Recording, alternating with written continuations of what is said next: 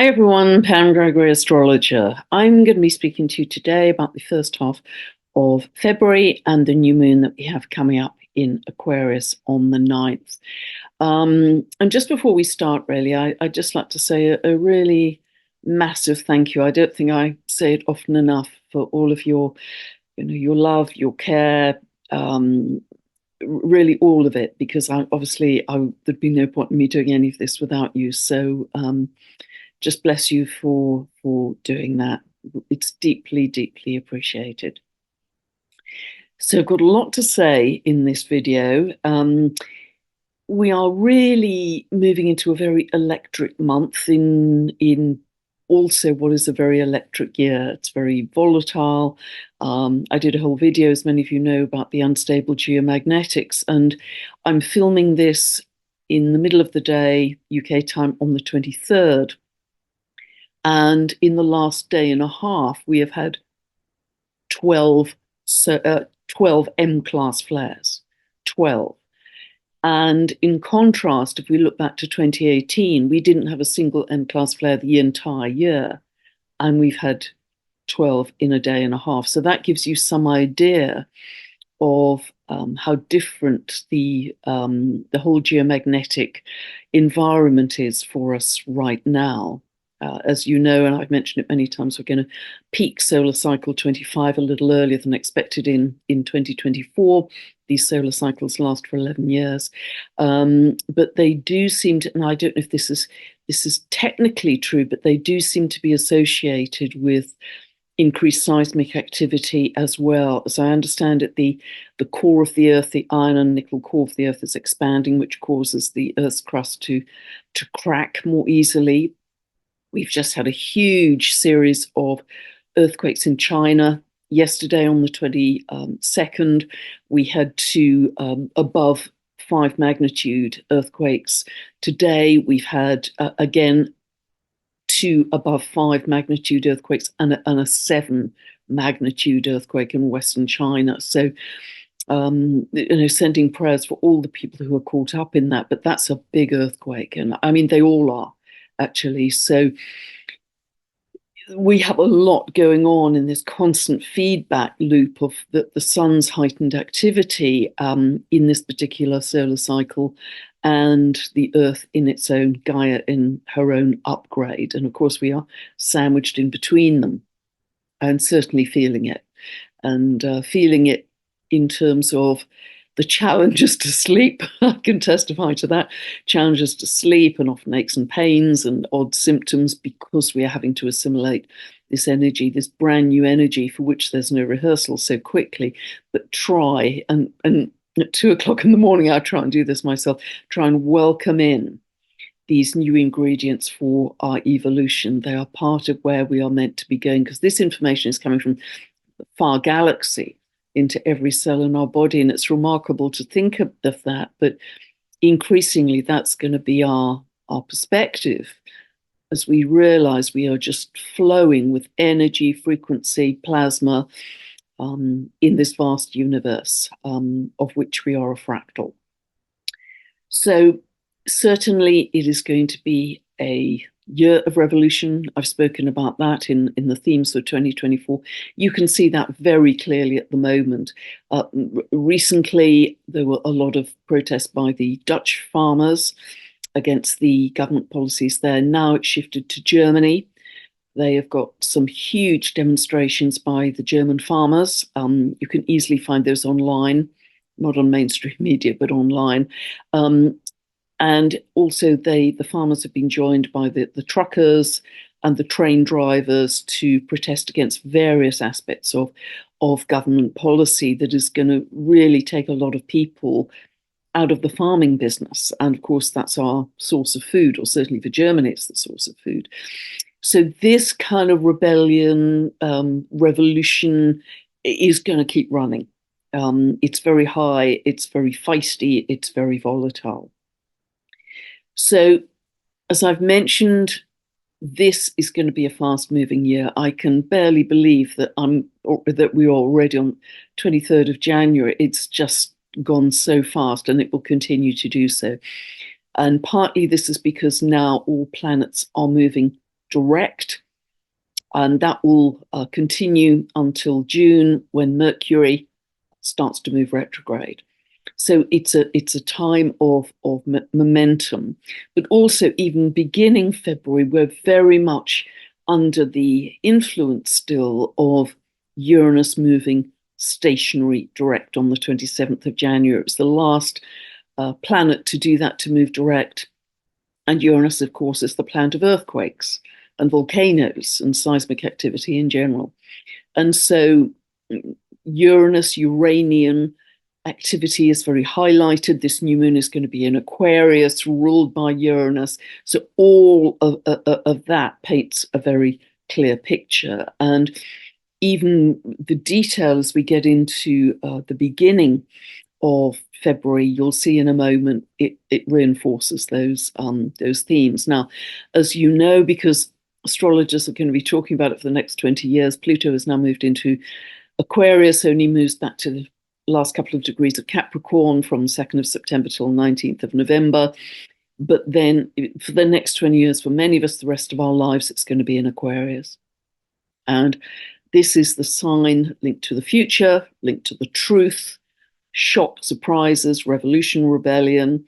And it's also linked to decentralization as well. And this is something I've also referred to, with the socio-political and economic structure becoming much less centralized, despite whatever efforts you see in play at the moment, and becoming much more decentralized. That is the direction of travel. So communities, collaborations, even things that are part of big institutions like education and corporations will become decentralized. More and more people, for instance, are homeschooling their children rather than sending them to state schools. And that's happening, I think, in many parts, certainly of the Western world.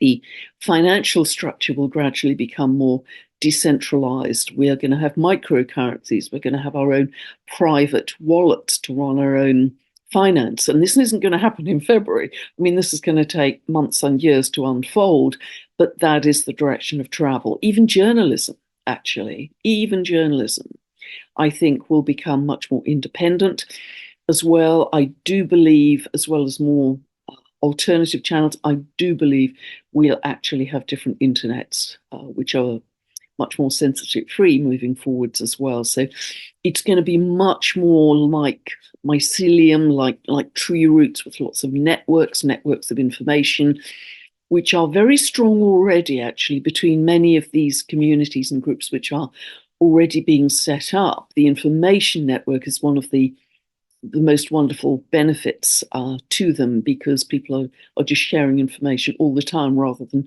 each group having to reinvent the wheel. So that's where we're headed. That isn't just for February, as I say, that's the longer term view. But getting back to the detail of February, on the 1st of the month, we have the moon square to Pluto. The moon is in Scorpio then, ruled by Pluto. So this is very much about people, the moon, the population feeling intense about something, feeling extreme and intense. So again, Pluto could be to do with issues of power, issues of control. Aquarius, issues to do with freedom and human rights. Those are going to be super big themes, as I've mentioned several times already, for 2024. The same day, we also have Mars semi-square to Saturn. Now, Mars is go, go, go, pressing on the accelerator, whereas Saturn is not so quick, foot on the brake, be cautious, don't be in such a hurry. So it's kind of go, stop, go, stop. Now, this can be that, again, as individuals, Mars, we want to assert ourselves and assert our sovereignty and our freedom, but there's some kind of rule, regulation, authority saying, not so fast. There are rules about this. So there can be a sense of personal frustration coming up. And I think that isn't just for the 1st of February. I think that's, again, reinforcing all the much bigger aspects this year. On the 4th of the month, we have Mercury coming to conjunct Pluto at 0 of Aquarius. Now, whenever you have aspects between Mercury and Pluto, there's a digging deep. There's a going deep to find, to dig out secrets, Pluto, and to find the truth, Aquarius. So I think, again, we are going to be seeing a truth coming to light, the purpose of Pluto moving through the last few degrees of Capricorn was to expose any corruption around top-down structures, and it will continue to do that all of this year and next, I believe. But also, as it moves into Aquarius, it's going to start to uncover corruption in science and technology. Those are two of the big areas that, if it discovers there's any corruption in those areas, those are going to start to come to light too, for the greater good of humanity. That same day, so this is again quite an intense day, we have Mars square to its warrior sister, Eris in Aries. And this is really encouraging us to step into our sovereignty and think of ourselves as warriors of love. And I know some people don't like that term of warriors, and I kind of understand that, in that, is it encouraging war or encouraging polarity? And that's a theme I'm going to come back to a bit later. But this is, think of it with all the Aquarian energy we have as a backdrop now. Think of it as sovereignty for humanity. Everything for humanity, not just for us as single individuals.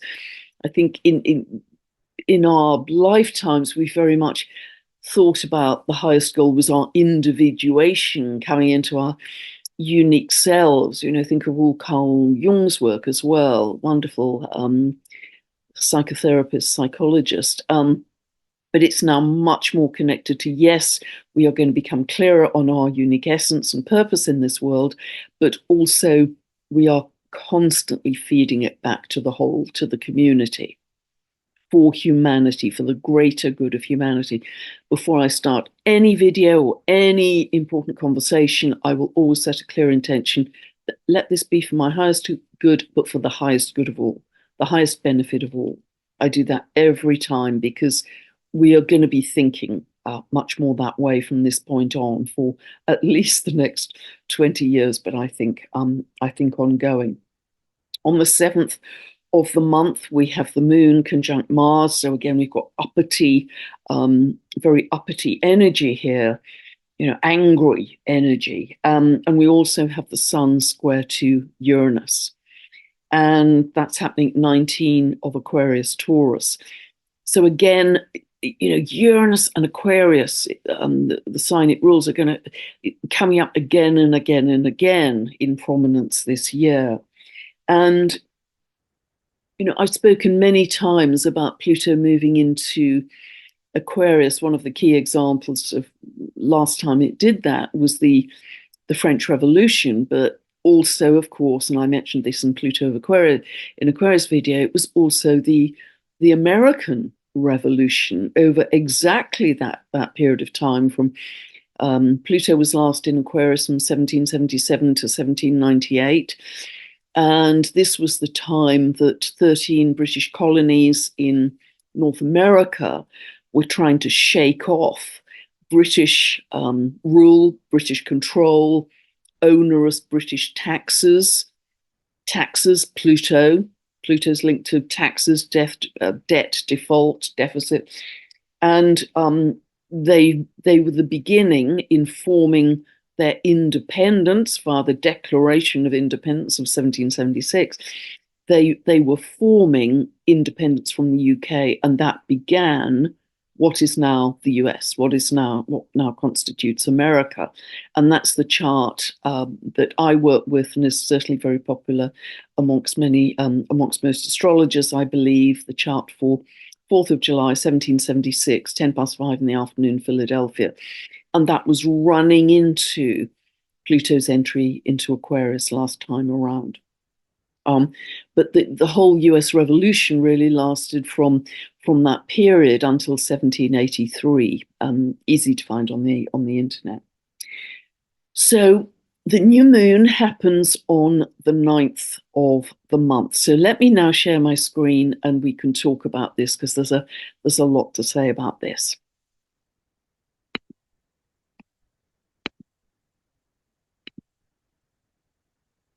Okay, so hopefully you can see this. As always, I set this for England.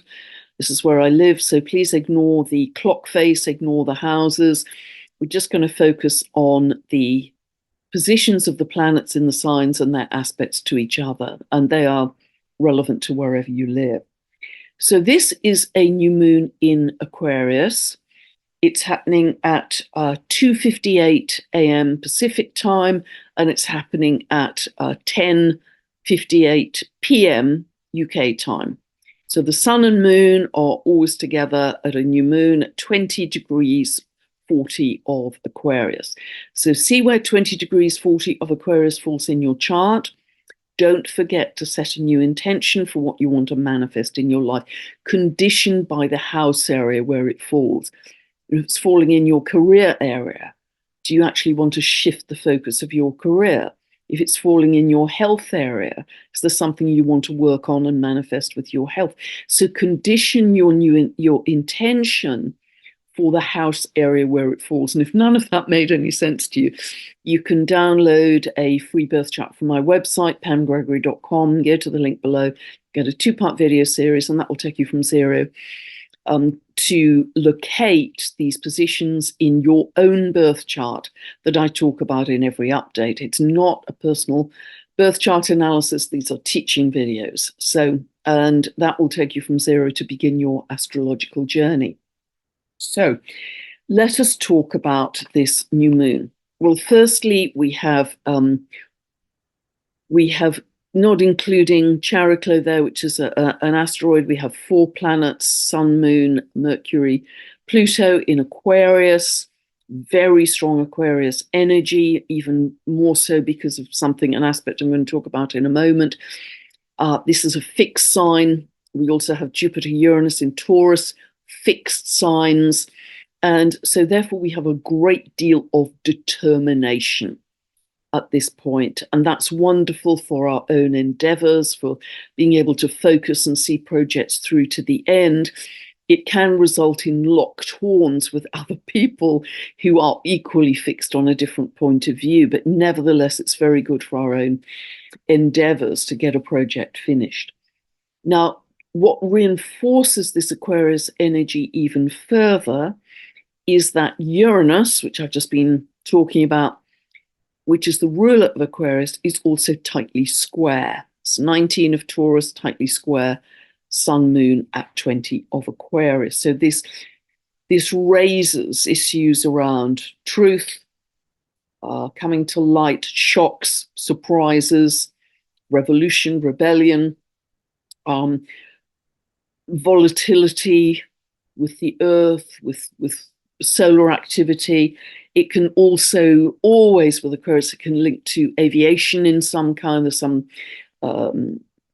issues around or disruptions with aviation. It can be power outages because Uranus rules electricity, power outages. It can be cyber attacks because Uranus also rules the internet. So any of all of those could occur round about this time of the new moon. And we are going to see this kind of volatility and instability, certainly all of 2024 and 2025. And remember, Uranus, which is the planet really of instability and volatility, is in Taurus, fixed Earth, doesn't fully move out until 2026. So certainly the next 2 years I see as continuing these very strong themes that I'm talking about. What is exciting, and I'm really very much looking forward to my conversation later in February with brilliant cosmologist Dr. Jude Currivan, who's written some just award-winning, wonderful books. I'm so excited about this conversation because she's one of my heroes and I've read her books. But I was listening to her just yesterday, and I've mentioned this before, referred to it before, but she kind of expanded on it because she was talking about really chaos theory and what she called systems theory.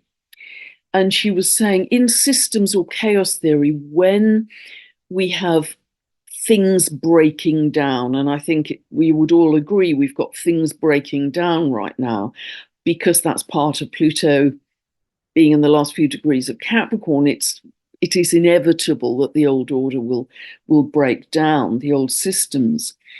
And if you think of all of this as energy, you've got kind of chaotic, volatile, swirling energy. You know, think of the pan of water that goes from a mirror top of water to then bubbling and boiling, and it's less stable, if you like. And Dr. Jude Currivan was saying, and I'm going to clarify it with her further, but she was saying really that gives us an even greater opportunity to create something different. And I've talked about this in terms of our reality being even more malleable, the modeling clay being even more malleable. And she said, in that volatile, chaotic situation, the edge of systems theory, as one old system is breaking down, it creates this flickering light, she called it, and this new potential geometry for manifestation. And the key thing, and again, I've referenced it, but she makes it, and I'm going to ask her to clarify further. The key issue is the energy feeding that geometry coherent or incoherent? So if we as individuals, as humanity, are in a coherent state, we're in love, we're in joy, we're in peace, we're in gratitude, those are coherent emotions. They create emotion in our own energetic field, which is one of the best things we do for our health, because it makes all of our body systems coherent and therefore much healthier. But we also broadcast that to the collective field, and that's what we are broadcasting to the plasma, the collective field, in terms of what are we energizing for future manifestation. I hope I'm making sense here. So if as humanity we are in coherence, we are going to create much more symmetrical, beautiful geometry, which will bounce back to us as a positive experience. If we are angry, hateful, panicky, any of those fearful, negative emotions, they are incoherent, they're jumbled. You know, you feel yourself, you're very scattered and jumbled. That is the energy and frequency we're feeding into the potential geometry, which is forming the flickering of light, which is our future. And therefore, it will be asymmetrical geometry. It will be distorted. Think of Masaru Emoto's crystals with those negative emotions. Go and check them out on the internet. They were distorted and ugly. They weren't beautifully symmetrical, as with the coherent emotion that people were expressing to the water before it was frozen. And I'm covering a lot of ground very quickly here. So it is very important. It's a social and spiritual responsibility, I feel. Saturn in Pisces, Pisces spiritual, Saturn responsibility, that as far as we are able, we stay in those coherent emotions. And that's what my very simple meditation, 7 o'clock on a Sunday evening, is about. And I'm doing a separate video on that. And also to requote a beautiful, it's a beautiful phrase from the Chemist, and he was also a Nobel laureate. And he said that, and this is Ilya Prigognine. I probably butchered his name yet again, poor man, but I will put his name below this video. And I quoted it a few months ago, but it's so perfect for what I'm talking about here.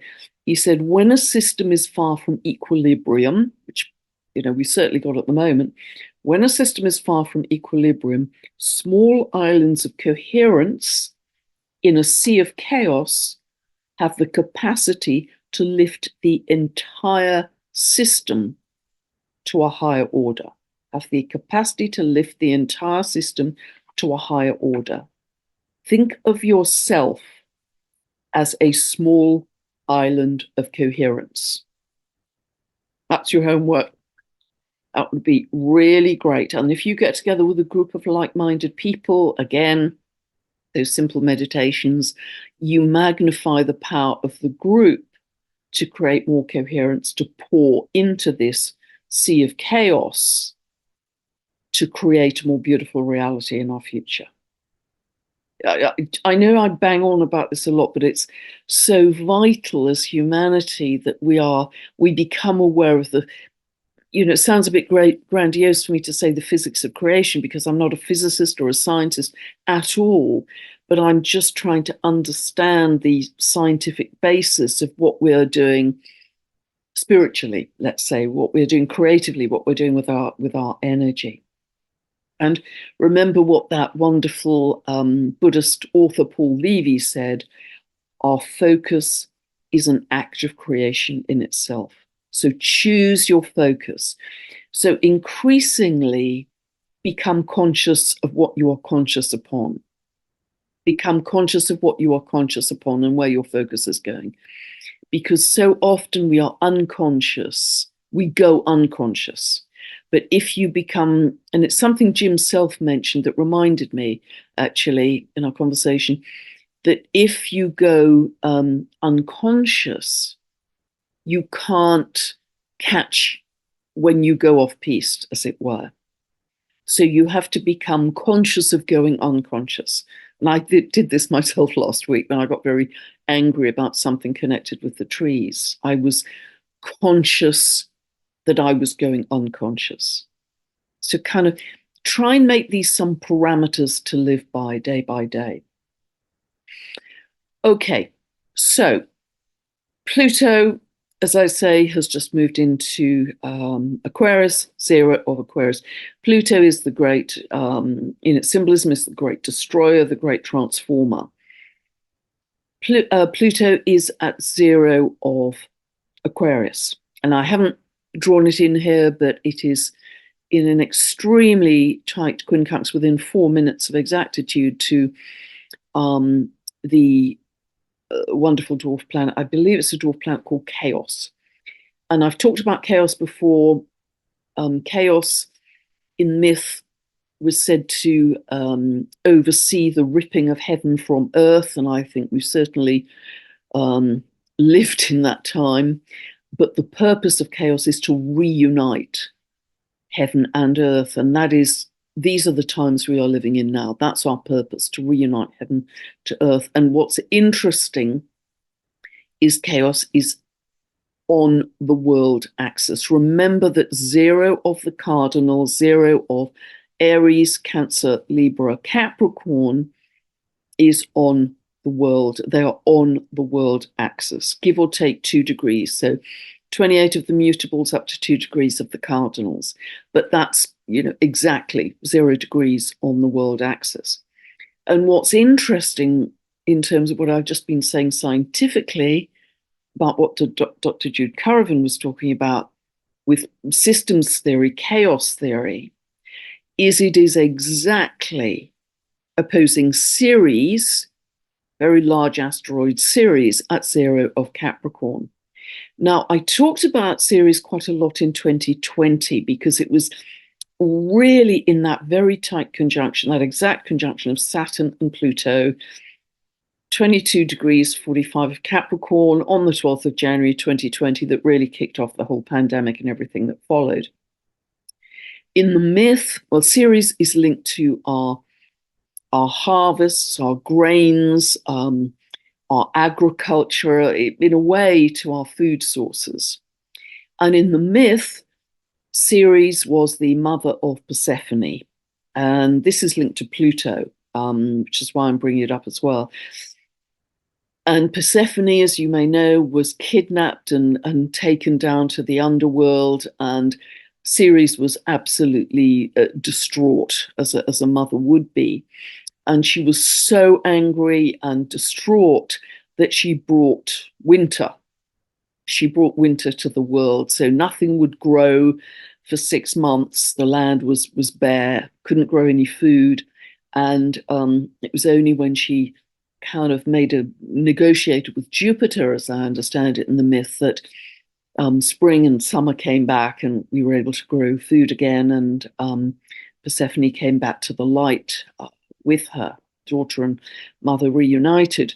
And so Ceres is very much connected to all of that. Now, this is very interesting given that Pluto is part of this configuration linking to Chaos exactly opposing Ceres. We have 2 very important planets that are coming towards a conjunction in April in Taurus, Taurus, earth, agriculture, food supplies, natural resources, in terms of, I think, and planets on the world axis come onto the public stage in some way. Their symbolism comes onto the public stage. I hope I'm making sense here, but just observe, are there any changes in our agriculture? These can be very positive changes, actually, with Jupiter and Uranus, but are there any other changes that are coming onto the public stage that are plans for agriculture which may change it? I hope I'm being clear and making sense here. Okay, now the other big aspect I want to point out, and it kind of feeds into the unstable geomagnetics I've been talking about, is that Neptune, I haven't drawn it in here, but Neptune at 26 of Pisces is square to the galactic center. Galactic center is at 2627 of Sagittarius. Now, Neptune has 165 to 168 year orbit. It was at this point square to the galactic center, and again, I've mentioned this in previous videos, square to the galactic center, where it will stay all through 2024 and through 2025, when we had something called the Carrington event. And the Carrington event happened in September 1859, and you can look it up on the internet. There's even a Wikipedia page about it. And this was when the world had developed a telegram system, and this was known as the first internet, or the Victorian internet, because it was a huge advance on what had gone before, really, on post being delivered on horseback, etc.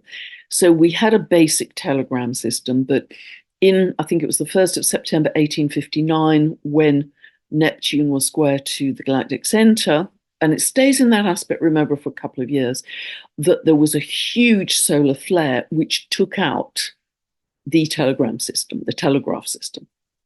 And it took them, I think, a little while to get it back on track. So, this is another aspect of the unstable geomagnetics that is feeding into that picture. So we have a lovely aspect between Mercury and Jupiter, Mercury at 7 of Aquarius and Jupiter at 8 of Taurus. And although it's a square, it's still, this is very positive, because this is big thinking, future thinking, expansive thinking. What are we creating in very good, positive ways around new ideas around agriculture, around the way our financial system, our money operates as well. Also, Jupiter, again, because Jupiter is actually just about in this wide square also to Pluto. This can, whatever truths are coming to light at this time, Jupiter can blow them up, magnify them, and even bring some law and justice into the picture, because Jupiter is very linked, particularly in its rulership to Sagittarius, with law and justice. And that's reinforced, that theme is reinforced by this dwarf planet here, Varuna. It's this funny looking eye here, Varuna, which is exactly within 5 minutes of exactitude. Varuna is opposing Mercury.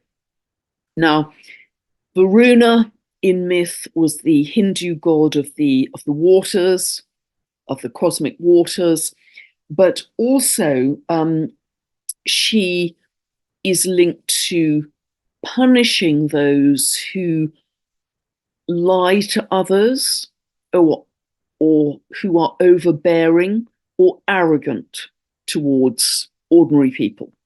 Those things are punished, the lies and the arrogance and the overbearing attitude. And I think that's so interesting as part of this picture, particularly because Mercury, Pluto are now in Aquarius, the sign of truth. The sign has to do with equality, humanity. There's a great sense of equalization, not that society will ever be completely equal, but it will move towards becoming more equitable in these coming years as well. At the midpoint of Mercury and the new moon, we have our beautiful Chariklo at 1344 of Aquarius. Haven't talked about Chariklo for a little while because she hasn't been relevant to the geometry. Remember, Chariklo was the wife of Chiron in myth.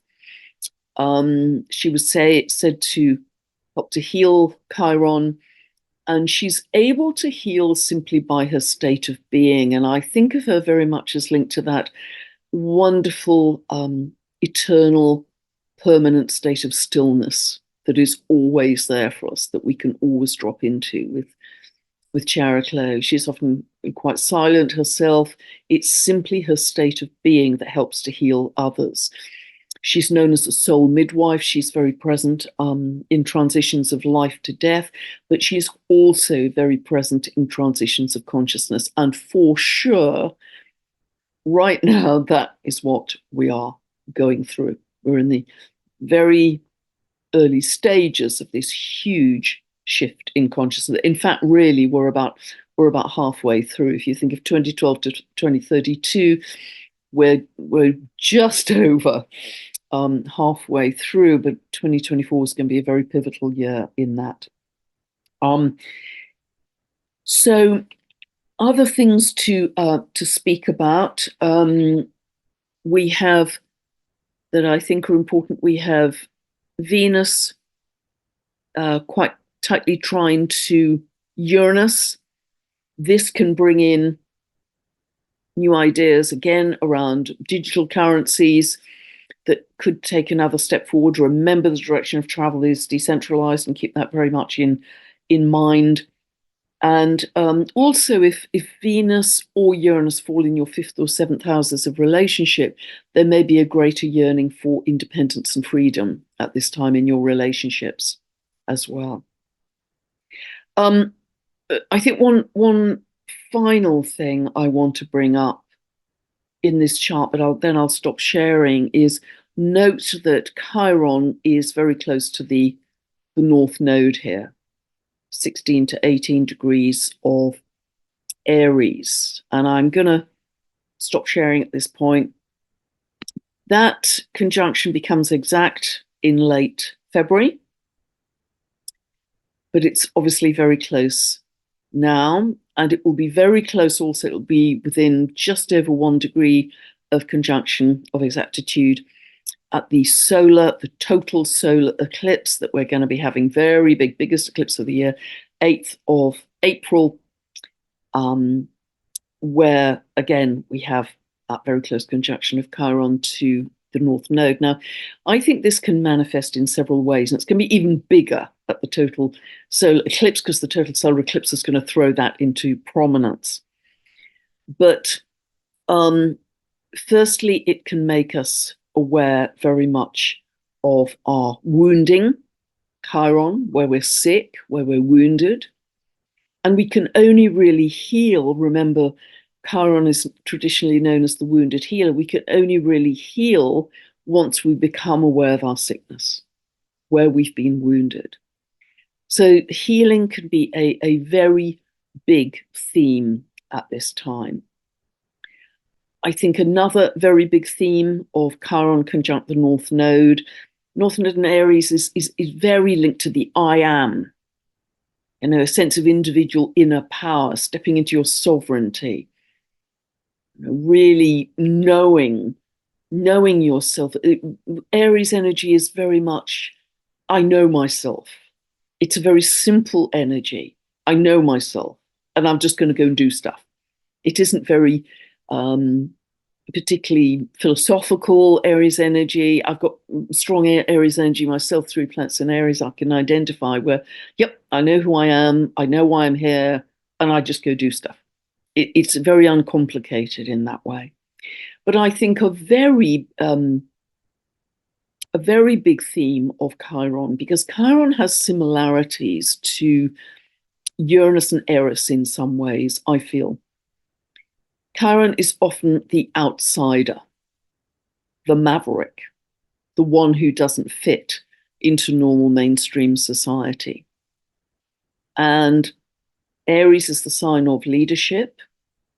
And I think we could be looking at a time where the outsiders become the leaders. The outsiders become the leaders. And I don't mean that in a traditional sense of I'm telling you what to do in a top-down way, I'm in charge. I don't mean that at all. I mean people who are innovators, again, Aquarius energy, innovators, visionaries, progressives, and people want to group around them, gather around them, say, yeah, I love what that person is doing, and I want to be part of that. I want to be on his, her team. So this is a time, I think, where the outsiders can start to step up, become more visible in society. They were previously ridiculed or shunned or shoved to the periphery of society, and they start to step into leadership. I really feel that in my bones, actually. So watch for that. And also Aquarius is linked to youth. It's not linked to old age because Capricorn is ruled by Saturn. Saturn in myth is Kronos, Lord of Time, from which the word chronology comes. It's linked very much to old age. People have strong Capricorn in their charts. I've got a very dear friend who's got the moon in Capricorn. He just spends so much time with old people. It's just beautiful to see, actually, to have that patience. Anyway, so but Aquarius is much more linked to youth. So I think that's going to be again very interesting in the way society forms going forwards. Just to say also, within a day of that new moon, so by the 10th, Mars comes to enter Aquarius and conjunct Pluto. So Mars really energizes all that Pluto stands for in Aquarius. And although Mars-Pluto aspects can be kind of might makes right, it energizes this thrust of power. I think it's also equally going to energize the freedom movement because that's Aquarius too. So it's going to energize the freedom movement. I think we can again see that out in the world in quite a big way. And just the day after that, the moon is conjunct Uranus to further that sense of freedom and rebellion.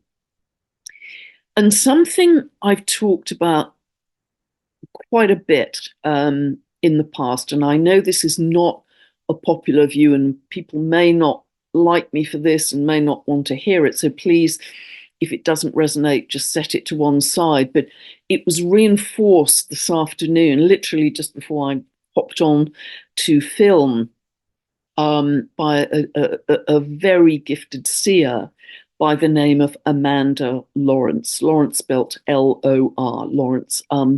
She's active on Facebook. I don't know of any other. She may be on Instagram. I don't know. I'm only currently active on Facebook.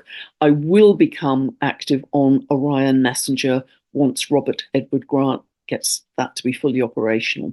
I think that will be a very good place to be. But at the moment, for various reasons, I'm only operational on Facebook. So is Amanda Lawrence. She's someone who doesn't like to be in the limelight. She likes to stay very quiet, and she is a very unique and gifted being, as I say. And she sent me a message which really reinforced some things I've said in the past and gave me even greater clarity on it. And essentially, what I've been saying, so thank you, Amanda. And she gave me permission to credit her as well. I checked with her. I have permission to credit her. But if it is true to say, and I absolutely know that this is the case because there's just 10 tons of evidence about it, that we create our reality by the signal, the frequency, the energy that we broadcast. And yes, it's conditioned by past lives and karma, and to some extent modified by the collective, of course, and helped by the benevolent galactics. You know, they're modifying influence, but I think we have a lot of say, a lot of definition into how our reality unfolds. And if that is the case, then it must be by logic that we collectively create our collective reality. all that is unfolding in the world. And we're seeing some pretty terrible things unfolding in the world right now. I mean, some absolutely unthinkable horrors. And I can barely believe in the 21st century this is still going on. That innocent people and children and animals, it's just, for many of us, I know it's incredibly upsetting that this is still occurring. But to me, that must be coming from our collective energy. And it's coming from polarity, it's coming from division, it's coming from judgment, it's coming from I'm right, you're wrong, it's coming from tit for tat, blue red, Democrat Republican, all those little fisticuffs arguments and different points of view you have with people during the day. It's actually all feeding into what ultimately becomes war energy in a much bigger way. It feeds into a much bigger energy of war. Because if we always feel we're in the right, and it's ego that drives us to feel we're always in the right, and it's not me that's doing anything awful in the world, I'm a pure white angel, and it's all those other people, I think is very often, it's very human, isn't it, to think that way. But even I went off piste last week. I'm far from perfect with this. I got very angry about a local issue with the trees because I care a lot about the trees. And so, I'll just leave that with you as a seed, because that's why I keep saying that if we take sides in whatever war is happening or whatever local thing is going on, or any political party, if we take sides, then we're still part of the polarity. If we're seeing everything in a much bigger picture of energy, just see everything as energy. Take the personalization out of it, take the ego, take the, names, identities out of it, and just see this as energy. If we have polarized energy, that has to manifest in the world. And that's why I'm trying to help people with those terribly simple 15-minute meditations. And again, I'll do a separate video and I'll link it beneath this one. If we can get beyond that, what I call the hamster wheel of horrors, to just be in those coherent emotions of love, joy, gratitude, compassion, all of those, freedom, those wonderful coherent emotions, we go beyond the polarity. We go beyond the judgment. We don't have to say, I'm right, you're wrong. I hope I'm making sense here, and I hope it's helpful. But what Amanda sent to me this afternoon really gave me the confidence to push this a little further in that point of view. If it doesn't resonate and you're getting cross with me, I understand. Put it to one side. I'm just trying to sort of sow some seeds here. And I really want to end in that respect with a quote from a beautiful, visionary Buddhist teacher. And again, I'm probably going to butcher his name because I've only seen it written, not spoken. He passed recently.